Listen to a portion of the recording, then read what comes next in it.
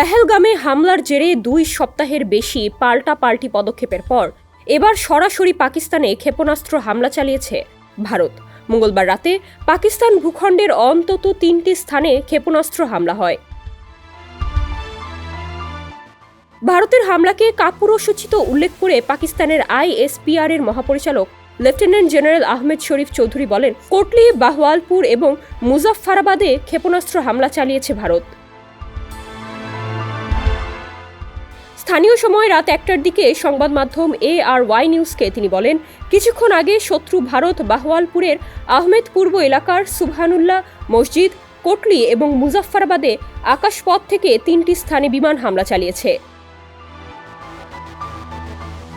আন্তর্জাতিক গণমাধ্যম BBC সূত্রে জানা যায়, ভারতের ক্ষেপণাস্ত্র হামলায় পাকিস্তানে অন্তত 2 শিশুসহ 8 জন নিহত এবং 25 জন আহত হয়েছেন।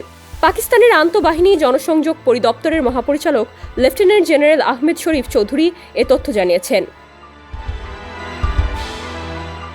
এদিকে পাকিস্তানে ভারতের ক্ষেপণাস্ত্র হামলার ঘটনার পর এ নিয়ে কড়া প্রতিক্রিয়া জানিয়েছেন যুক্তরাষ্ট্রের প্রেসিডেন্ট ডোনাল্ড ট্রাম্প।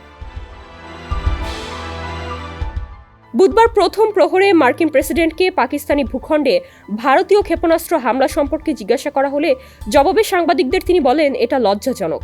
আমরা এই মাত্র এটি সম্পর্কে শুনলাম। পাকিস্তানে হামলার তথ্য নিশ্চিত করেছে ভারতের সশস্ত্র বাহিনীও। এক বিবৃতিতে তারা জানিয়েছে, অপারেশন সিন্দুরের অংশ হিসেবে পাকিস্তান এবং পাক অধিকৃত জম্মু ও কাশ্মীরের 9টি স্থানে হামলা চালানো হয়েছে। ডেস্ক রিপোর্ট, সমকাল।